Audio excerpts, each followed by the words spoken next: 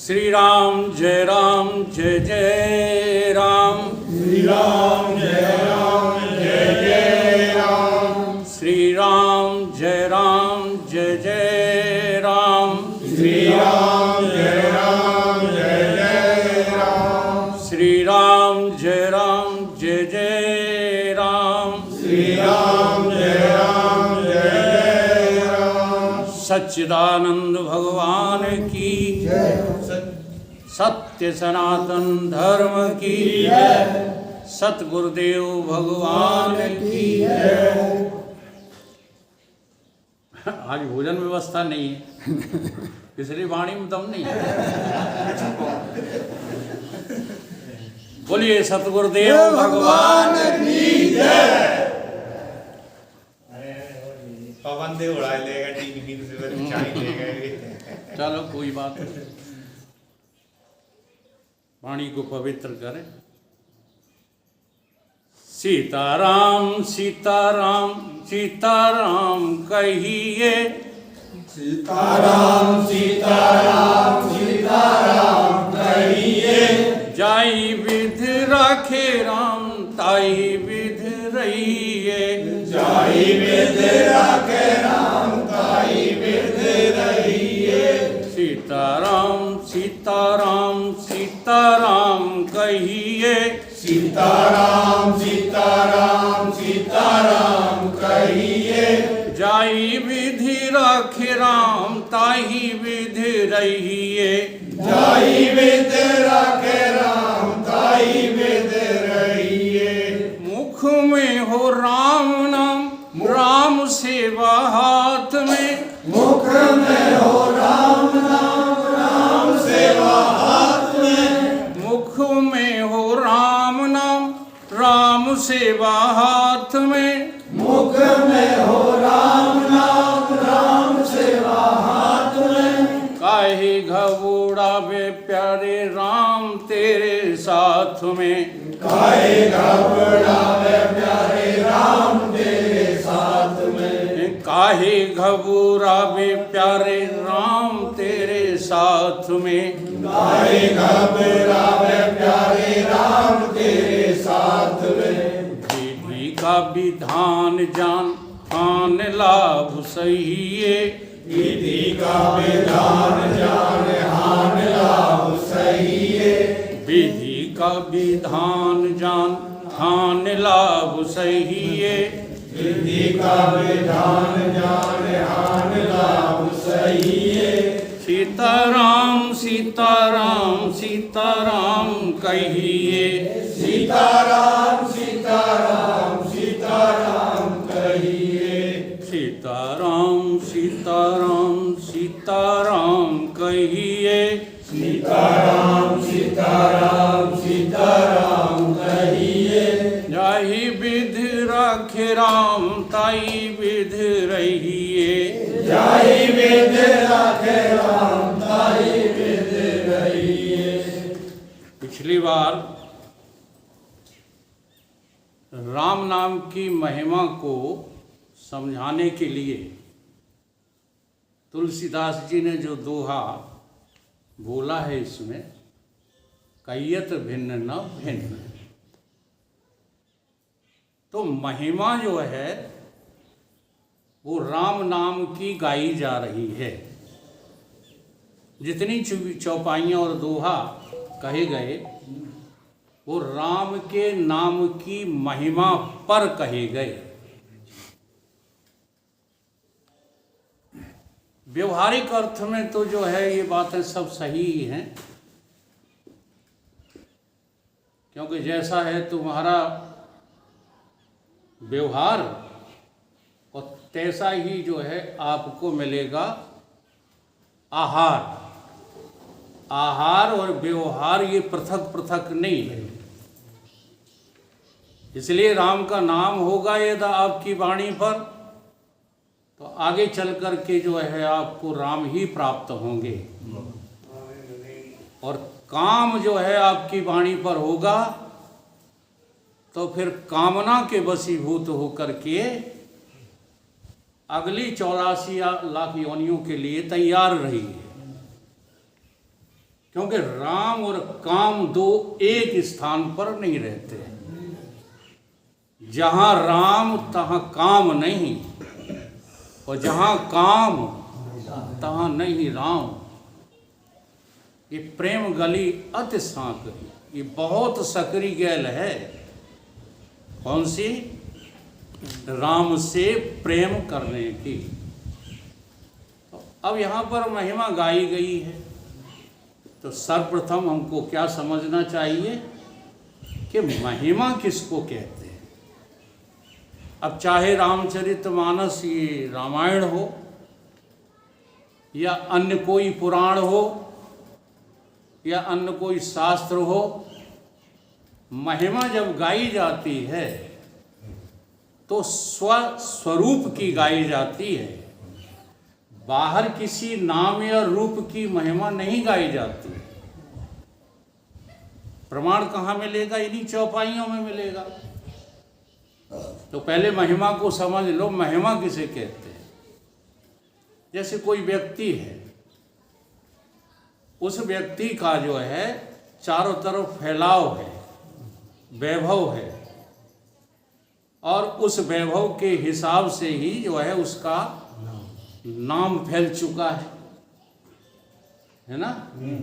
जैसे कोई धनवान व्यक्ति धन के नाम से जाना जाता है ना।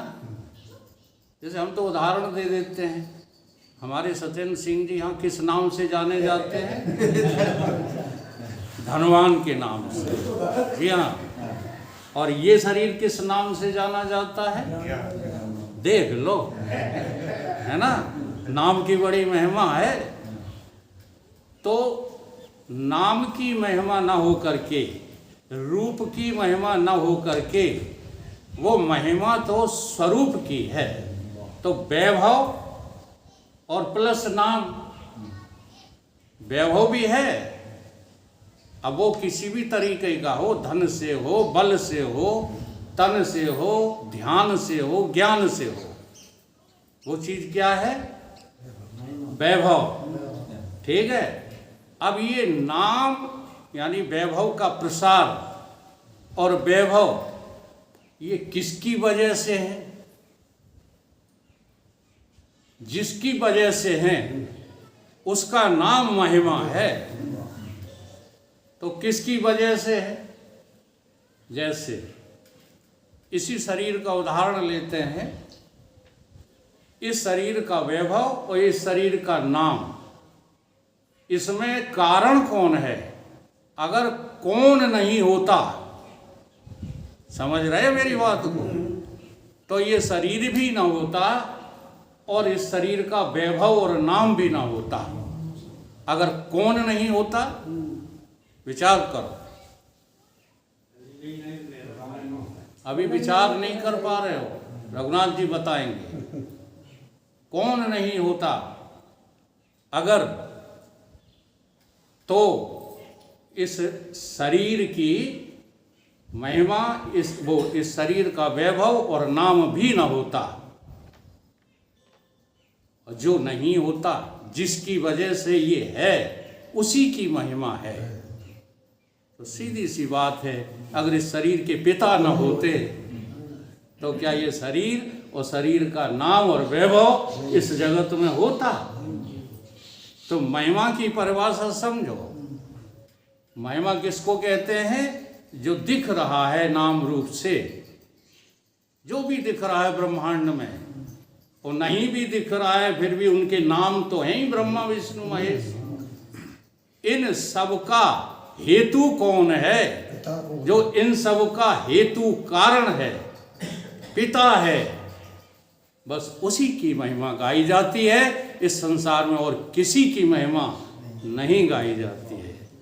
और पहली चौपाई का यही अर्थ है, बंदहु राम नाम रघुवर को, हेतु कृषान भान हिमु कर को।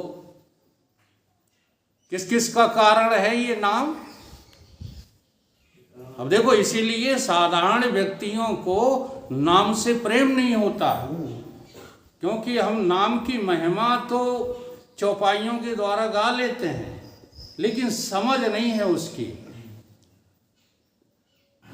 तो देखो, अग्नि, चंद्रमा, यही तो चौपाई कह रही है, और अग्नि, चंद्रमा और सूर्य का कारण कौन है? अब यहां पर नाम लिखा है, बंदहु नाम राम रघुवर को, लेकिन कारण तो नाम और रूप नहीं होते। नाम और रूप तो स्वयं कार्य होते हैं।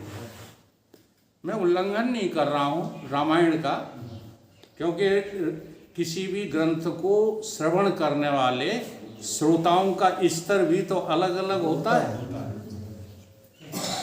लेकिन हम तो हर स्तर की जो है बात को करना जानते हैं गुरुदेव की कृपा से, इसलिए मैं उसका उल्लंघन नहीं कर रहा हूं कि आप अपनी वाणी से राम के नाम का उच्चारण न करो, परंतु राम नाम की महिमा को ठीक से समझो। तो ये महिमा किसकी है? चलो, यहाँ राम नाम तुलसीदास जी ने दे दिया और हेतु बता दिया अग्नि का, चंद्रमा का और सूर्य का, ठीक है। अब कहीं इसकी जगह पे शिव का नाम दे दो, तो शिव भी जो है हेतु है किसका? तीनों का नहीं, सारे ब्रह्मांड का, हाँ, सारे देवी देवताओं का, सब इसी में आ जाते हैं। वेदांत की दृष्टि से कहते हैं, अब्धि अपार स्वरूप मम लहरी विष्णु महेश। देखो, इसमें सब आ गए, लहरी विष्णु महेश, यम, सूर्य, चंद्रमा, देवी, सब इसी में आ जाते हैं। और सबका कारण कौन है? सबका कारण कौन है? राम का, शिव का नाम कारण है उसमें। तो नाम और रूप कारण नहीं है, सब नाम रूपों का कारण कौन है? स्वरूप है। अब समझना चाहो तो जो है समझ सकते हो। अगर जो है परम तत्व, चेतन तत्व न होता तो सूर्य होते क्या? अयोध्या के राम तो होते, ठीक है, और द्वापर के, मथुरा के राजा कृष्ण तो होते, ठीक है, कैलाश पर्वत पर भगवान शंकर होते, लेकिन चेतन न होता। तो चेतन न होता तो फिर ये सब होते क्या? नहीं होते। तो कारण कौन निकला? चेतन। अब चेतन का ही नाम यहाँ गोस्वामी जी ने राम रख दिया है। जो आनंद सिंधु सुख राशि, सीकर तय त्रिलोक सुपासी। और तीन कारण यहाँ इसीलिए लिए हैं। तीन कारण लेने, तीन कार्यों का कारण लेने का एक उद्देश्य है, क्योंकि अवतार जब भी हुए हैं तब इन्हीं तीनों के वंश में हुए हैं। देख लो, चंद्रवंश में कौन हुए? भगवान कृष्ण। सूर्य वंश में कौन हुए? भगवान राम। और अग्निवंश में कौन हुए? परशुराम। हुए कि नहीं हुए? और तीनों में लगा है राम, नहीं लगा? द्वापर में बलराम, ठीक है, त्रेता में राम और परशुराम। तो तीनों का जो है कारण कौन है? उनका अपना शुद्ध चेतन आत्मा। ऐसे ही आपके नाम रूप का कारण कौन है? आपका भी तो नाम रूप है, तो आपके नाम रूपों का कारण कौन है? चेतना ही तो है। तो यहाँ गोस्वामी तुलसीदास जी का सीधा लक्ष्य चेतन पर है। राम कोई व्यक्ति के लिए नहीं, व्यक्ति किसी का कारण हो ही नहीं सकता, क्योंकि व्यक्ति तो कार्य होता है, कारण कैसे हो जाएगा, है ना? अब दूसरी चौपाइयाँ उठा लो। मैं इनकी गहराइयों की चर्चा करता हूँ, मनोरंजन नहीं कर पाता, ठीक है। और मन का जब तक रंजन न हो तब तक मन को कथा सो भी अच्छी नहीं लगती। दूसरी चौपाई क्या कहा है? विधि हरि हरमय वेद प्राण सो अगुण अनुपम गुण निधान सो। विधि माने ब्रह्मा और हरि माने विष्णु और हर माने शंकर और वेद माने जो है ज्ञान। वेद का और कोई दूसरा अर्थ मत लगाया करो। पुस्तकों का नाम वेद नहीं है, यद्यपि हैं वो वेद, क्योंकि उनमें ज्ञान का भंडार भरा पड़ा है, इसलिए वो वेद हैं। लेकिन इन चारों का जरा देखो, प्राण, यहाँ भी हेतु न कह के तुलसीदास जी ने क्या कह दिया? प्राण। कौन है प्राण? अगर तुम्हारे शरीर में प्राण ना हो तो शरीर चलेगा। इसी प्रकार से ब्रह्मा विष्णु महेश और उनके द्वारा जितने भी ज्ञान संसार में प्रसारित हैं, उन सब का प्राण क्या है? उन सब का जो है मूल अधिष्ठान क्या है? चेतन। चेतन के अलावा और कहीं कुछ है क्या? तो इसलिए चेतन की महिमा गाई गई है हर जगह, चाहे वो राम की महिमा गाई जाए, चाहे शिव की महिमा गाई जाए, चाहे कृष्ण की महिमा गाई जाए। यहाँ हेतु बता दिया राम को और भागवत में हेतु बता दिया कृष्ण को। सच्चिदानंद रूपाय विश्व उत्पत्ति आदि हेतुवे तापत्रय विनाशाय श्री कृष्णाय वयम नमः। और जब शिव पुराण उठाओगे तो उसमें भी जो है महिमा चेतन की बताएंगे, शिव की नहीं बताएंगे। क्यों? क्योंकि चिदानंद सुख धाम शिव विगत क्रोध मद काम और महि विचरे हर हृदय धर सकल लोक अभिराम। जहाँ सब लोक क्या करते हैं? विश्राम करते हैं। तीनों लोक वो क्या है? वो चेतन। और लोकों को रहने के लिए जगह कहाँ है? जहाँ तीनों लोग विश्राम करते हैं। ठीक है। अब अनुभव करना चाहो तो फिर जो है प्रतिदिन की साधना से अनुभव कर सकते हो। मृत्य लोक तुम्हारी जागृत अवस्था है और स्वर्ग नरक लोक तुम्हारी स्वप्न अवस्था है, ठीक है। और ब्रह्म लोक तुम्हारी सुसुप्ति अवस्था है। अब इन तीनों अवस्थाओं का अधिष्ठान, तीनों अवस्थाओं का आधार वो कौन है कि नहीं है? तो महिमा यहाँ किसकी गाई जा रही है? चेतन की महिमा गाई जा रही है। कोई भी आप इसमें चौपाई उठाएंगे, सभी में जो है सार यही मिलेगा। अब अंतिम की और उपसंहार की तो एक बता देते हैं, ठीक है। राम नाम मणिदीप धर, ये बात आई थी, बड़ी सुंदर लगी मुझे बात। वैसे तो हर एक चौपाई का अर्थ करना जो है, कहाँ गया यही है। राम नाम मणिदीप धर जी देहरी द्वार और तुलसी भीतर बाहर जहाँ चाहे सो उजियार। अब यहाँ पर भी राम नाम रूप दीपक वो कहाँ रखना है मुझे? देखो, इसको बड़ी गहराई से समझ लेना। जो चेतन हमारा स्वरूप है, उससे बड़ा हीरा, उससे बड़ी मणि और कुछ भी नहीं है, ठीक। अब उसको यदि जो है आप नहीं जानते, नहीं जानने का मतलब है अपनी बुद्धि में आपका निश्चय नहीं है उस चेतन का, ठीक है, तो उसका कोई लाभ है आपको? बता दो। ये 84 लाख योनियों में चेतन है कि नहीं है? 84 लाख योनियों में चलो 84 लाख योनियों की बात ना करें, जड़ में है कि नहीं है? जड़ में भी चेतन है। जो चेतन को जड़ करे, जड़े करे चेतन। तो जड़ में चेतन, चेतन में चेतन, सर्वत्र चेतन ही चेतन तो है। ठीक, अब इसका पता नहीं है कि कौन है, क्या है, कहाँ है, कैसा है, अलल टप्पू है, पता नहीं है। अब जब पता नहीं है तो किसी काम का नहीं है।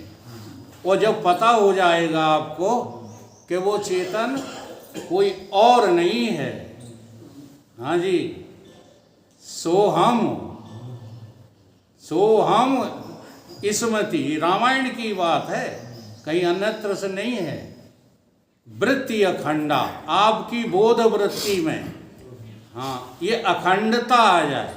अब थोड़ा अखंडता के विषय में भी लोग सशंकित रहते हैं कि साहब ये सब कैसे हो सकता है। जब मेरी वृत्ति में जो है व्यवहार रहता है तब वो चेतन नहीं रहता, जब वृत्ति में कोई और बातें रहती हैं तब वो चेतन नहीं रहता। माताएं कहती हैं कि हम कैसे भगवान की याद करें, काम धाम करें कि भगवान की याद करें। ये सारी बातें जो है शंका बन के जो है हमारी बुद्धि में खड़ी हैं कि नहीं। तो देखो, इसका सीधा सा समाधान है, आपने अपने जीवन में जब भी कोई निश्चयात्मक बुद्धि बनाई, क्या उसे आज तक त्याग पा रहे हो? जैसे मैंने जब जाना और समझा कि मैं अमुक जो है नाम के व्यक्ति का पुत्र हूं, ये मेरी बुद्धि ने ही तो जो है निश्चय किया। और करवाया किसने? गुरुओं ने। मेरी माता गुरु थी मेरी, उसने कहा कि तुम्हारे पिताजी का क्या नाम है? अमुक अमुक नाम है, और रूप ये हैं अमुक अमुक नाम के। तो मेरी बुद्धि ने क्या कर लिया? निश्चय कर लिया, उसका दृढ़ निश्चय हो गया। आज तक नकार पा रहे हैं? नहीं नकार पा रहे ना। ऐसे ही जब तुम चेतन को अपनी बुद्धि में जान करके दृढ़ निश्चय करोगे ब्रह्म सत्यम जगत मिथ्या, तब सारा जगत फिर बताओ चेतन ही चेतन होगा, कोई और होगा तुम्हारी दृष्टि में, है ना। इसलिए राम के नाम की महिमा स्वरूप का जब हमें बोध हो जाता है तो उसके बाद फिर वो कभी मिटता नहीं है। ये जो मिटने वाला है, कभी याद आ जाता है, कभी भूल जाते हैं, ये असल में स्वरूप बोध नहीं है। इसका नाम स्वरूप बोध नहीं है, इसको स्मृति कहते हैं।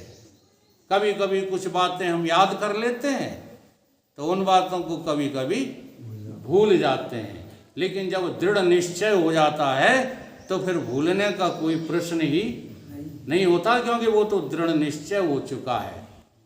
इसी को भगवान कृष्ण ने व्यवसात्मका बुद्धि एका है यही कुरनंदना, इसी को कहा है व्यवसात्मका बुद्धि। और बाकी बुद्धि तो जो है सब कैसी हैं? अव्यवसायी नाम है, बहुशाखा वाली बुद्धि है। कितना भी आप संसार में कितना भी आप जो है ज्ञान हासिल कर लेना, चाहे जितना भर लेना अपनी इस जो है बुद्धि में, एक क्षण ऐसा आएगा जिस समय सारी जो है जानकारियां विस्मृत हो जाएंगी। परंतु एक बार आप अगर अपने चेतन स्वरूप, अपने राम के नाम को अपनी बुद्धि में धारण कर लो, निश्चय कर लो, तो सब कुछ विस्मृत होने पर भी तुमसे ये भूला नहीं जाएगा कि मैं कौन हूं। सोते जागते चलते फिरते फिर एक ही चीज जो है आप बर्राओगे। जैसे अभी राम नाम के 2 अक्षर का वर्णन किया था ना, ये कह रहे थे देखो हम खंडन नहीं करते, व्यवहार में और व्याकरण में इनकी व्याख्या बिल्कुल सही है, लेकिन रा ऊपर ही ऊपर नहीं रहता, रा तो नीचे भी आ जाता है। प्रकरण, प्रमाद, प्रसारण, इनमें राम रा नीचे है कि ऊपर है? उस समय विचार आ गया था, इसलिए बताए दे रहा हूँ। ठीक है। और ऐसे ही माँ, माँ शब्द केवल ऊपर ही नहीं रहता, नीचे भी आ जाता है। हाँ, सदगमम है ना, चरित्रम, अहम, इनमें देखो माँ नीचे है कि ऊपर है? सभी में जो है नीचे है। तो यहाँ बात ये नहीं है, चलो व्याकरणाचार्यों ने अपना अनुमान लगा करके ये व्याख्या की, क्योंकि हम लोगों को उसके भाव में प्रेरित करना है। लेकिन सच्चा हरि का नाम तो वही है प्यारे, जिसमें ये घटना घटित होती है। सब वर्णन पर जोय, एक छत्र एक मुकुट मन। हाँ जी। और वो तो दो ही जो है अक्षर है, उन्हें अक्षर असल में कह नहीं सकते। अक्षर से भी वो निरक्षर परे हैं, कबीर बाबा कहते हैं। हाँ, क्षर मरे अक्षर मरे। क्षर और अक्षर दोनों जहाँ समाप्त हो जाते हैं, वहाँ निरक्षर वर्णमाला से परे, और वर्णमाला से परे उन्हें दो कहना तो समझ में आती नहीं है बात, लेकिन कह लो तब भी शिवो हम शिवो हम शिवो हम शिवो हम। ये कोई पक्षपात नहीं है, ये सारे वेदों का सार है। अब उसी लक्ष्य को लेकर के कृष्ण नाम की महिमा जब गाएंगे ना, तब क्रा सा और ना की महिमा गाई जाएगी।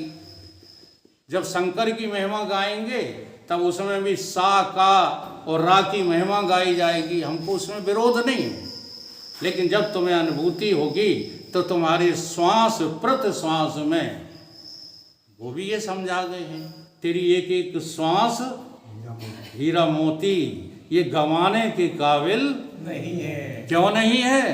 क्योंकि प्रत्येक श्वास राम के नाम की ही घोषणा कर रहा है। सो हम स्मृति वृत्ति अखंडा दीप शिखा सोई परम प्रचंडा आत्म अनुभव। इसी को गोस्वामी जी ने कहा है, आत्म अनुभव सुख सुप्रकाशा तब भ्रम मूल भेद भ्रम।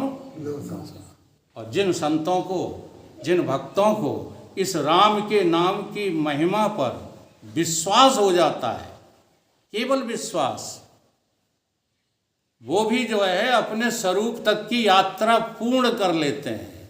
और ऐसे ही विश्वास हुआ था एक हमारी विदुषी माता जी को, जिनका नाम है मीरा।